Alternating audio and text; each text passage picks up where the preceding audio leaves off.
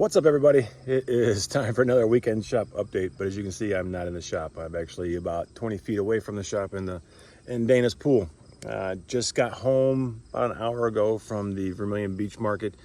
Big thanks to everyone who came out. It was a really cool event. The weather held off. It was sketchy there for a while. We did get a little rain on Friday, and then it drizzled today for a minute. So it was always great seeing people that come out and support not only myself but other makers at those things. So it was a good time.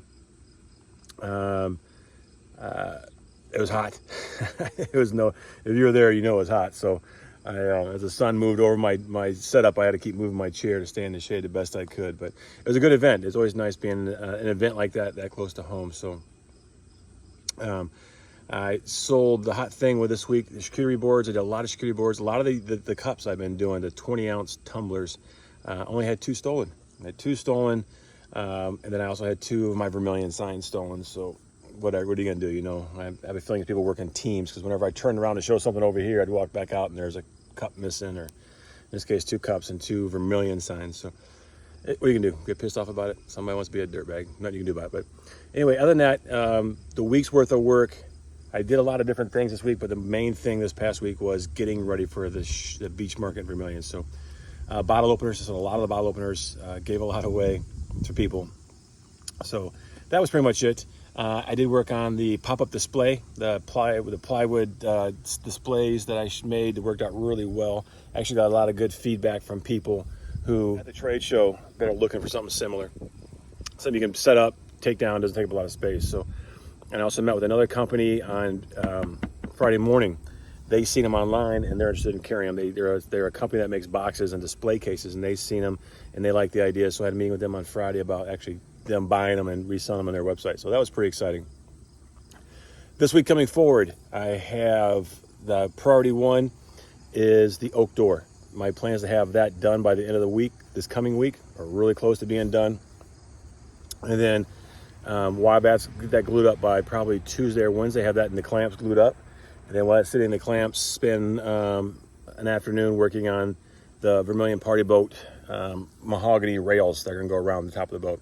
That, and there's 2 tabletops they want me done. So I'm going to get that set up and try and get that to them by the end of the weekend.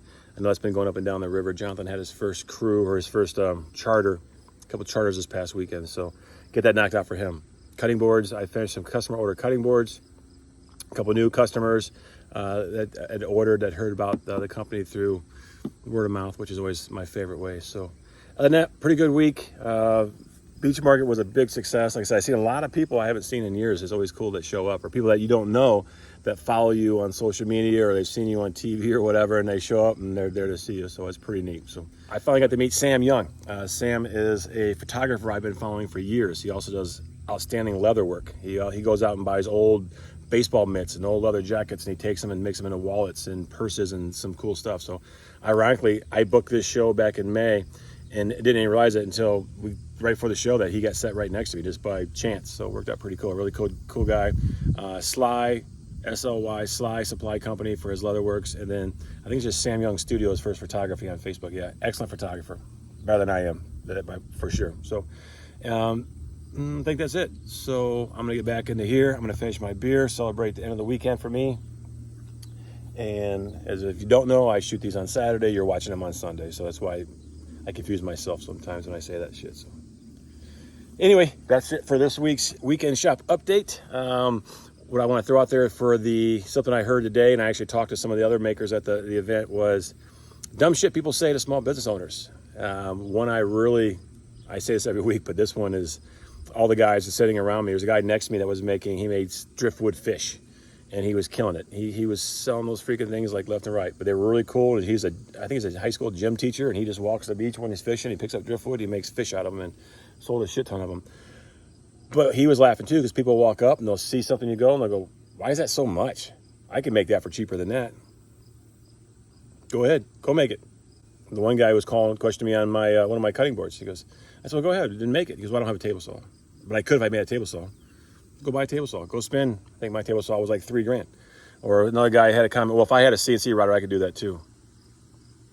Go buy a CNC router. Go drop $8-9 like I did and go get one. So people say that I can make it, but you don't.